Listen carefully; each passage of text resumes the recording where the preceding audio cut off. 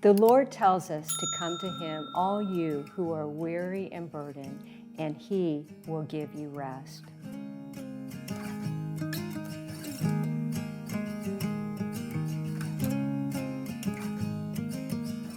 Have you lost a baby from a miscarriage? Are you hiding the pain of an abortion?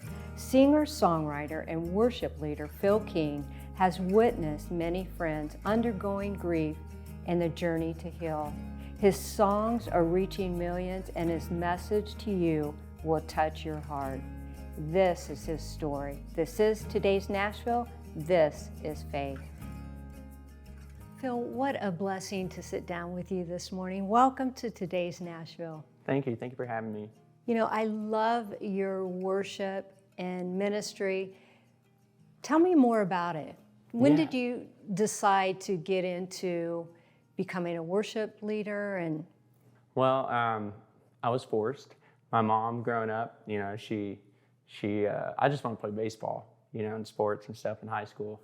And my mom was like, "There's something when you sing, you know." So she put me in the choir, and I would grudgingly show up in dirty baseball pants to choir practice. at church? Yeah, at church. Yep. In the kids' choir. And then in my teenage years, you know, started playing instruments. And I just really fell in love with the presence of God. You know, the way that the Lord shows up when His people gather together to worship just started moving me more and more and more the older I got. And, Where'd you grow up? in California. Yeah, so I was born in Central California, a little farming town, agricultural town called Turlock. No one's ever heard of it, but it's a beautiful place and a lot of cornfields. It was a wonderful place to really hone my craft, you know, learn writing songs, a lot of free time those early years. And anyways, that would lead me here in my late teenage years, early 20s. I was on a label, EMI Gospel, back when EMI was still a thing. I was on an imprint under them, and just really had a wonderful season here, and ended up at a church in Franklin. And again, that love for the presence of the Lord just kept growing and growing in songs. And How old were you at this I was time? 20, 21 years old, 22. So, and one day, Michael W. Smith came into church, and I was like, I think that's my hero in the back, you know. He's wonderful. Yeah, it was so cool. It was the craziest thing. You know, I was leading worship, and then got a call from him one day. Actually, it was a 615 number I didn't recognize. And it's like, "Hello? Hey, Phil." And I said, "Who's this?" You know, just kind of like, why are you calling me? He's like, this is Michael. I was like, "Oh my goodness." You know, so ended up singing with him, traveling with him a little bit. What was that like? Oh man, I mean, there's nothing like working with the person that you listen to growing up. I don't know if I've ever told him this, but when I was 7 or 8 years old in that little town in Turlock, I went to a Bible bookstore back when those were a thing, and I put on the headphones. I was probably like this tall, and I pressed his CD, you know, to listen to the samples. Remember how you could do that? You could play like 30-second samples through the whole album. And I remember taking them off and being like, "Mom, who is this?" And it was him. You know, it was my first CD. You need to let him know. I know, I need to. I just don't want to be weird, but anyways. But yeah, he's been a wonderful friend. And anyways, in that season, you know, coming back here, really formative years in my life, and a lot of friends that I was running with in that time. Some of them are still just crushing it today, and doing wonderful things for Jesus, and would end up in Texas, you know, in Dallas, at Christ for the Nations Institute. I was a worship leader there, then a worship leader at Gateway Church, which is a large church in DFW, and then now at in Amarillo at Trinity Fellowship. And so it's been a journey, you know, the whole worship thing. Again, going back to when I was a kid, I wasn't planning on it at all. It just kind of took over. You know, each day with Jesus is a journey, and so just season by season, He's been so faithful to just take me into some cool things. And When was that time when you really decided to follow Jesus and your passion? Was there a time in your life that you just said, this is it? Yeah, I think when I was here at the church in Franklin that I was a part of, God just marked me.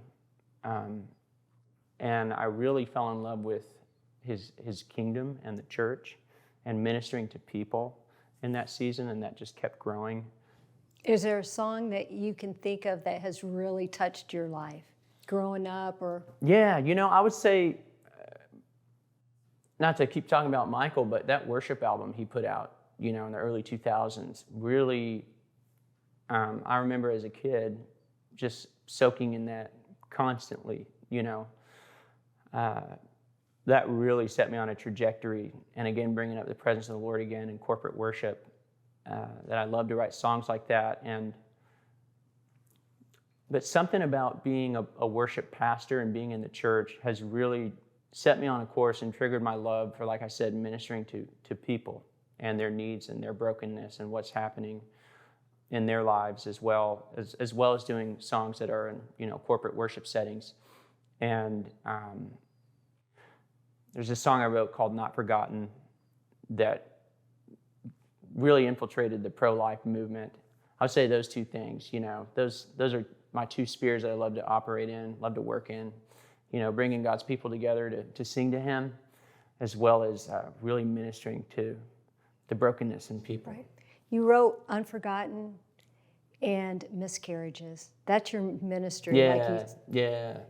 Tell me about Miscarriages. Yeah, so Miscarriages is a song I wrote last year, and it really sprang from some friends of ours who they were pregnant with twins. I'm a father of twins, which is awesome, crazy and awesome. How old? Almost 3. Okay. Yeah, so we have a son and a daughter, and it's just wild. If you ever come over, it's just there's always just stuff, but it's amazing. Hardest thing and best thing I've ever done. But some friends of ours were pregnant with twins, and we were so excited for them. Well, they ended up losing baby B, who would have been the second to be born, and for us, that would have been our son. And I don't know, Terry, something about that, especially with the whole twin thing, and that's what we just went through, and the joy that brought us, it was really hit me in the gut, to have close friends of ours suffer that kind of loss. And that just set me on a course to write this song, and actually wrote it just for them to hear, and then shared it with another couple that had a loss, and then they shared it with another. Hey, can we share this song with my boss? Actually, hey, can I share this song with family members that just had a miscarriage? And it just kept kind of trickling out, and so I thought, well, I think I need to put this out, and it's been incredible. What was the response from your friends? Oh, I mean, they're not very outspoken people. They're good, West Texas folk. But the husband came up to me at church, and this was a big deal. He put his arm around me and just said thank you, and it was pretty emotional. I'd call it quiet emotion, but it was there. The brokenness and the tenderness, and that's just been the response everywhere. I'm actually surprised there's not a well-known song already ministering to that part of people's lives, because it's so common. So many people are just holding it in, hiding it. Yep. And we're going to talk about more when we come back.